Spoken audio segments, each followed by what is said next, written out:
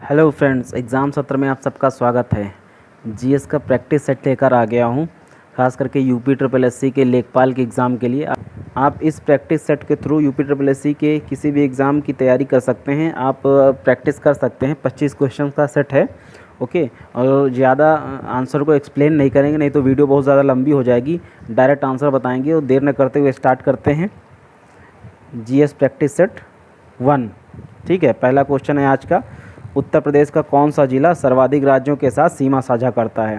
पहला क्वेश्चन है, उत्तर प्रदेश का कौन सा जिला सर्वाधिक राज्यों के साथ सीमा साझा करता है। क्योंकि यूपी ट्रिपल एससी का एग्ज़ाम है तो उसमें यूपी स्पेशल क्वेश्चन भी आते हैं, ओके। तो ये यूपी स्पेशल क्वेश्चन है। पहला क्वेश्चन, इसका आंसर क्या होगा? कौन सा जिला उत्तर प्रदेश का है ऐसा है जो सर्वाधिक राज्यों के साथ सीमा साझा करता है। इसका आंसर क्या होगा? इसका सही आंसर होगा सोनभद्र, ऑप्शन सी, ओके। अगला क्वेश्चन है, क्वेश्चन 2 है, भारत में ताजे जल की सबसे बड़ी झील कौन सी है। भारत में ताजे जल की सबसे बड़ी झील कौन सी है। कॉमन क्वेश्चन है, किसी भी एग्ज़ाम पूछ सकता है, ये एसएससी में भी पूछ सकता है हालांकि, ओके। इसका आंसर कीजिए, कौन सा ऑप्शन सही होगा? डल झील, वूलर झील या चिल्का झील या पुलिकट झील, कौन सा? इसका सही ऑप्शन होगा वूलर झील, ऑप्शन बी, ठीक है। कहाँ है? जम्मू एंड कश्मीर में, ओके। कहाँ है? जम्मू एंड कश्मीर में, ठीक है। चिल्का झील उड़ीसा में है, ठीक है। और पुलिकट झील आंध्र प्रदेश में है, ओके। बढ़ते हैं अगले क्वेश्चन की तरफ। तीसरा क्वेश्चन है, संविधान के किस अनुच्छेद के अंतर्गत संघ की कार्यपालिका शक्तियां राष्ट्रपति में नियुक्त हैं। बहुत अच्छा क्वेश्चन है, यूपी ट्रिपल एससी के हिसाब से बहुत बढ़िया क्वेश्चन है। एसएससी में भी पूछ सकता है, पूरे चांस है, ओके। इसका आंसर कीजिए, संविधान के किस अनुच्छेद के अंतर्गत संघ की कार्यपालिका शक्तियाँ राष्ट्रपति में नियुक्त हैं। इसका कौन सा ऑप्शन सही होगा? इसका ऑप्शन सही होगा सी, अनुच्छेद 53, ओके। अनुच्छेद 53 याद रखिएगा। बढ़ते हैं अगले क्वेश्चन की तरफ। क्वेश्चन है, भारत में चलित न्यायालय निम्नलिखित में से किसका मानसपुंज है। भारत में चलित न्यायालय निम्नलिखित में से किसका मानसपुंज है। ऑप्शन ए न्यायमूर्ति Bhagwati, option B Shri Rajiv Gandhi, option C doctor APJ Abdul Kalam या ऑप्शन डी न्यायाधीश वी रामास्वामी। इसका सही ऑप्शन क्या होगा? इसका सही ऑप्शन बताइए। इसका सही ऑप्शन होगा option C, doctor APJ Abdul Kalam ji, okay. बढ़ते हैं अगले क्वेश्चन की तरफ। पांचवा क्वेश्चन है, उत्तर प्रदेश का बरेली नगर निम्नलिखित में से किस नदी के किनारे बसा हुआ है। अच्छा क्वेश्चन है, यूपी ट्रिपल एससी के हिसाब से एसएससी में नहीं पूछेगा, बहुत कम चांस है एसएससी के लिए। यूपी ट्रिपल एससी में बिल्कुल पूछ सकता है। उत्तर प्रदेश का बरेली नगर जो है वो किस नदी के किनारे बसा हुआ है। इसका सही ऑप्शन बताइए। Option A Ganga, option B Ramganga, option C Yamuna या ऑप्शन डी काली नदी। इसका सही ऑप्शन क्या होगा? Option B, Ramganga, okay. एशियाई बैडमिंटन चैंपियनशिप में भारतीय खिलाड़ी पीवी सिंधु ने कौन सा पदक जीता था। करंट अफेयर का क्वेश्चन है, इसका बताइए।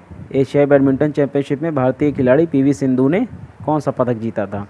इसका सही ऑप्शन होगा कांस्य पदक, ऑप्शन ए, ओके, कांस्य पदक।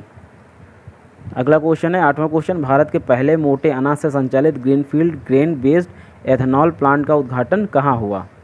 ध्यान से पढ़िए क्वेश्चन एक बार फिर से। भारत के पहले मोटे अनाज से संचालित greenfield grain based ethanol plant का उद्घाटन कहाँ हुआ। Option A Indore, option B Purnia, option C Lucknow या ऑप्शन डी जयपुर। सही ऑप्शन बताइए। इसका सही ऑप्शन होगा पूर्णिया, बिहार, ओके।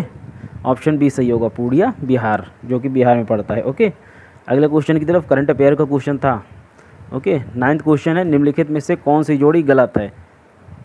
हिस्ट्री का क्वेश्चन है, निम्नलिखित में से कौन सी जोड़ी गलत है। बाबर बनाम संग्राम सिंह या शेरशाह बनाम हुमायूं या चंगेज़ खान बनाम अलाउद्दीन खिलजी या अकबर बनाम हेमू। इसका कौन सा ऑप्शन सही होगा? इसमें से कौन सी जोड़ी गलत है? ये ऑप्शन सी सही होगा, ठीक है। ऑप्शन सी जो है ये जोड़ी गलत है, चंगेज़ खान बनाम अलाउद्दीन खिलजी, बाकी तीनों जोड़ी सही हैं। बढ़ते हैं अगले क्वेश्चन की तरफ। 10वां क्वेश्चन है, भारत की आज़ादी के समय इंग्लैंड का प्रधानमंत्री कौन था। बताइए, जनरल क्वेश्चन है। भारत की आज़ादी के समय इंग्लैंड का प्रधानमंत्री कौन था। इसका ऑप्शन कौन सा होगा? Harold Wilson, Winston Churchill, Clement Attlee या मैकमिलन। इसका ऑप्शन सी सही होगा, क्लेमेंट एटली। पता होना चाहिए सबको, जनरल क्वेश्चन है, ओके। भारत की आज़ादी के समय इंग्लैंड का प्रधानमंत्री क्लेमेंट एटली था, ओके।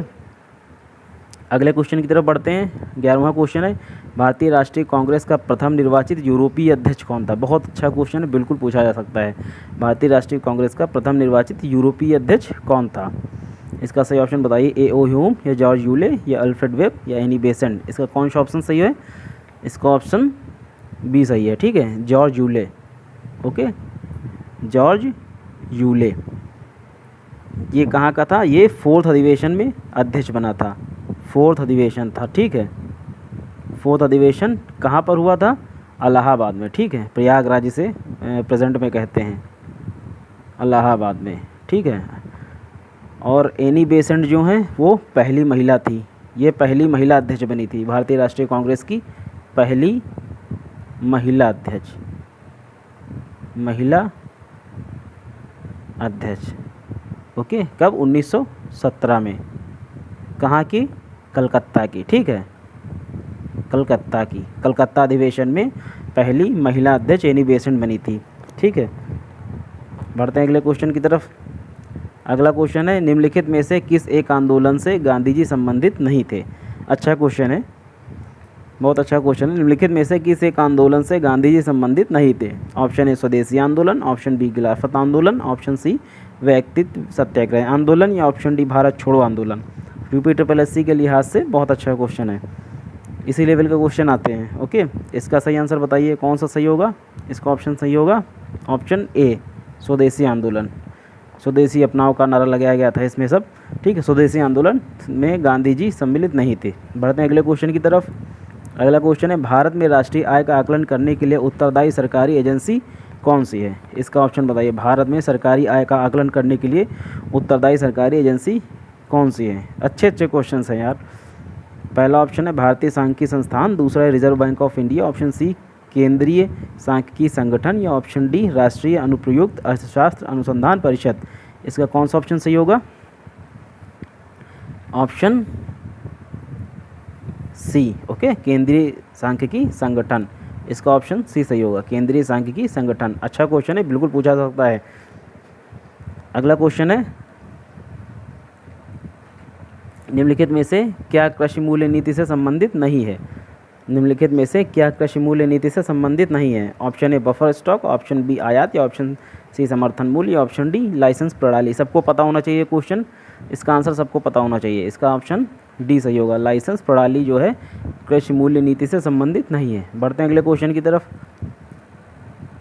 15वां क्वेश्चन है, वायु में ध्वनि का वेग किस पर निर्भर नहीं करता है? साइंस का क्वेश्चन है, वायु में ध्वनि का वेग किस पर निर्भर नहीं करता है? वायु का घनत्व, वायु का ताप, वायु का दाब या वायु की आर्द्रता। बताइए आंसर। इसका ऑप्शन कौन सा सही होगा? Option D. ओके, थोड़ी सी भी साइंस पढ़ी होगी तो इसका आंसर मालूम होगा, कॉमन क्वेश्चन है। वायु की आर्द्रता पर वायु में ध्वनि का वेग निर्भर नहीं करता है। अगले क्वेश्चन की तरफ बढ़ते हैं। हैजा के रोगाणुओं की खोज किसने की थी? इसका ऑप्शन बताइए, हैजा के रोगाणुओं की खोज किसने की थी? रॉबर्ट कोच ने, रेने लैनिक ने या ट्रेसर ने या हैंसन ने? किसने की थी? इसका ऑप्शन ए सही होगा, रॉबर्ट कोच ने हैजा के रोगाणुओं की खोज की थी। अगला क्वेश्चन है, 17वां क्वेश्चन है, पारिस्थितिकी प्रणाली में प्राथमिक उत्पादक कौन होते हैं?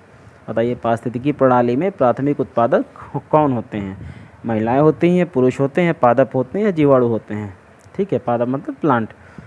इसका ऑप्शन सी सही होगा, पादप, ठीक है, पादप होते हैं प्राथमिक उत्पादक। ओके, अगले क्वेश्चन की तरफ बढ़ते हैं।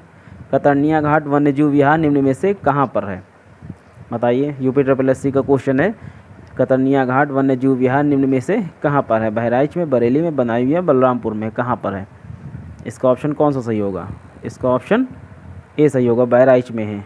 ओके, सब बी वाले ऑप्शन दिए ताकि कंफ्यूज हो जाओ, यहाँ कंफ्यूज हो जाओ, एग्जाम में नहीं। ओके, ऑप्शन ए बहराइच में कतरनिया घाट वन्यजीव विहार है। बढ़ते हैं अगले क्वेश्चन की तरफ। 19वां क्वेश्चन है, 2011 की जनगणना के अनुसार न्यूनतम आबादी वाला जनपद कौन सा है? अच्छा क्वेश्चन है, जनगणना से क्वेश्चन एक पूछता है, 2011 की जनगणना के अनुसार न्यूनतम आबादी वाला जनपद कौन सा है? इसका सही ऑप्शन बताइए, हमीरपुर, महोबा, चित्रकूट या ललितपुर, कौन सा है? इसका सही ऑप्शन होगा महोबा। ओके, महोबा जो है न्यूनतम आबादी वाला जनपद है 2011 की जनगणना के अनुसार। 2021 में होना था, कोरोना की वजह से लेट हो गई है। अगले क्वेश्चन की तरफ बढ़ते हैं। कंप्यूटर प्रोग्राम हेतु विकसित की गई सर्वप्रथम भाषा कौन थी? कंप्यूटर प्रोग्राम हेतु विकसित की गई सर्वप्रथम भाषा कौन थी? VB.NET, फॉर्ट्रान, बेसिक या जावा? ठीक है, बेसिक लैंग्वेज है, बेसिक मतलब बेसिक, इसका वो वर्ड नहीं है, इसका फुल फॉर्म होता है, ठीक है। बेसिक एक लैंग्वेज है, जावा एक लैंग्वेज है, फॉर्ट्रान भी लैंग्वेज है, VB.NET एक लैंग्वेज है, ठीक है। प्रोग्रामिंग लैंग्वेजेस हैं ये सब। इसका कौन सा ऑप्शन सही होगा? इसका ऑप्शन सही होगा बी, फॉर्ट्रान, ठीक है। ऑप्शन बी, फॉर्ट्रान, ठीक है। फार्मूला ट्रांसलेशन, इसका फुल फॉर्म क्या होता है? फार्मूला ट्रांसलेशन, ठीक है। फुल फॉर्म भी पूछ सकता है, क्योंकि कंप्यूटर का एक क्वेश्चन लेखपाल में पूछेगा। ट्रिपल सी नहीं लिया है तो कंप्यूटर से एक या दो क्वेश्चन आएंगे, ओके। इसीलिए फुल फॉर्म पूछ सकता है, फार्मूला ट्रांसलेशन। अगले क्वेश्चन की तरफ बढ़ते हैं। दलहन अनुसंधान केंद्र निम्नलिखित में से कहाँ पर है? दलहन अनुसंधान केंद्र निम्नलिखित में से कहाँ पर है? लखनऊ में, बरेली में, गाज़ियाबाद में या कानपुर में? सही ऑप्शन बताइए। इसका सही ऑप्शन क्या होगा? दलहन अनुसंधान केंद्र कानपुर में, ओके। ऑप्शन डी सही होगा, दलहन अनुसंधान केंद्र कानपुर में है, ओके। बढ़ते हैं अगले क्वेश्चन की तरफ। गौतम बुद्ध जी ने अपना प्रथम गुरु किसे बनाया था? हिस्ट्री से क्वेश्चन। गौतम बुद्ध जी ने अपना प्रथम गुरु किसे बनाया था? आनंद जी को, अलार कलाम जी को, रुद्रक जी को, अजातशत्रु को? किसने बनाया था? पता होना चाहिए इसको, क्वेश्चन कोई टफ नहीं है। इसका ऑप्शन बी सही होगा, अलार कलाम जी को। बहुत टफ क्वेश्चंस नहीं रखे हैं, एक दो को छोड़कर, ठीक है। सब कॉमन क्वेश्चंस हैं जो कि UPSSC में पूछे जा चुके हैं। बढ़ते हैं अगले क्वेश्चन की तरफ। अलार कलाम गौतम बुद्ध जी ने अपना पहले गुरु माना था। अगला क्वेश्चन है, भारत में मतदान की आयु सीमा को 21 वर्ष से घटाकर 18 वर्ष कब किया गया था? अच्छा क्वेश्चन है, किसी एग्जाम में भी पूछ सकता है, UPSSC में भी पूछ सकता है, पूरे चांस हैं। भारत में मतदान की आयु सीमा 21 वर्ष से घटाकर 18 वर्ष कब की गई थी? 1988, 1989, 1990 या 1991? इसका ऑप्शन कौन सा सही होगा? ऑप्शन बी, ठीक है, 1989 में, 1989। कौन से 62वें संविधान संशोधन 1989 के तहत 1989 के अकॉर्डिंग जो है मतदान की आयु सीमा को 21 वर्ष से घटाकर 18 वर्ष कर दिया गया था। ये वीडियो में डिस्कस कर चुके हैं, ठीक है, हिस्ट्री के वीडियो में। 62वें संविधान संशोधन के अनुसार 1989 में भारत में मतदान की आयु सीमा को 21 वर्ष से घटाकर 18 वर्ष कर दिया गया था, ठीक है। 1989 याद रखिएगा, बहुत इंपॉर्टेंट क्वेश्चन है। अगले क्वेश्चन की तरफ बढ़ते हैं। 24वां क्वेश्चन है, किस हिमालयी चोटी को सागर माथा के नाम से भी जाना जाता है? सही ऑप्शन बताइए। किस हिमालयी चोटी को सागर माथा के नाम से भी जाना जाता है? नागा पर्वत, धौलागिरी, माउंट एवरेस्ट या कंचनजंगा? सही ऑप्शन बताइए, इसका कौन सा सही होगा? इसका ऑप्शन सी सही होगा, माउंट एवरेस्ट को सागर माथा के नाम से भी जानते हैं, ओके। अगले क्वेश्चन की तरफ बढ़ते हैं। अगला क्वेश्चन है, भारत का पहला परमाणु ऊर्जा केंद्र कहाँ स्थापित किया गया था? भारत का पहला परमाणु ऊर्जा केंद्र कहाँ स्थापित किया गया था? बहुत इंपॉर्टेंट क्वेश्चन है। Option A Tarapur, option B Kalpakkam, option C Narora, option D Kovvada? इसका कौन सा ऑप्शन सही होगा? इसका ऑप्शन ए सही होगा, तारापुर, महाराष्ट्र, ठीक है। कहाँ है? महाराष्ट्र में, ओके, तारापुर महाराष्ट्र में, ओके। और नरौरा ये अपने यूपी का है। यूपी कहाँ? बुलंदशहर, बुलंदशहर, यूपी बुलंदशहर में है, ठीक है। ये कब स्थापित किया गया था? महाराष्ट्र में 1969 में। तारापुर जो है 1969 में स्थापित किया गया था, ठीक, ओके। ये नरौरा जरूर याद रखिएगा, नरौरा बुलंदशहर में, यूपी में एकमात्र भारत का एकमात्र जो है यूपी का परमाणु ऊर्जा केंद्र है, ठीक है। तो 25 क्वेश्चंस हो गए जीके के, ठीक है। तो अब इसमें से आप अपने आप को स्कोर कीजिए, कितना आप स्कोर कर पा रहे हैं। 25 क्वेश्चन में मैंने बहुत ज़्यादा टफ क्वेश्चंस नहीं रखे हैं। 25 क्वेश्चन में आपको 21 आई थिंक कर लेने चाहिए थे, 21 कर लेने चाहिए थे। अगर इतने आप कर ले रहे हैं तो ये समझिए आपकी जीएस बढ़िया चल रही है। अगर इतने नहीं कर पा रहे हैं, बहुत ज़्यादा मैंने हट के क्वेश्चन कोई नहीं बनाया है, जनरल क्वेश्चन है, कॉमन क्वेश्चन, अगर इतने नहीं किए तो ये मान के चलिए जीएस में आपको मेहनत करने की ज़रूरत है। 21 आपको करने चाहिए, ठीक है। तो ये थे 25 क्वेश्चंस, प्रैक्टिस सेट था। UPSSC जो है क्वेश्चन इसी लेवल के पूछता है, सेम ऐसे ही पूछता है, एकदम ऐसे पूछता है। आप ये प्रैक्टिस सेट लगाइए, और भी प्रैक्टिस सेट जीएस के लाएंगे, आप उनको भी कर लीजिएगा, आपको लेखपाल के लिए बहुत हेल्प मिलेगी, ठीक है। तो अगर वीडियो अच्छा लगा है, कुछ जानकारी मिली है, ठीक है, अगर आपको लगता है कि प्रैक्टिस सेट काम का है, तो आप प्लीज़ वीडियो को पूरा देख कर लाइक कीजिएगा, और जो है चैनल को सब्सक्राइब कीजिएगा, ठीक है। मिलते हैं अगले वीडियो में, तब तक के लिए बाय बाय, टेक केयर।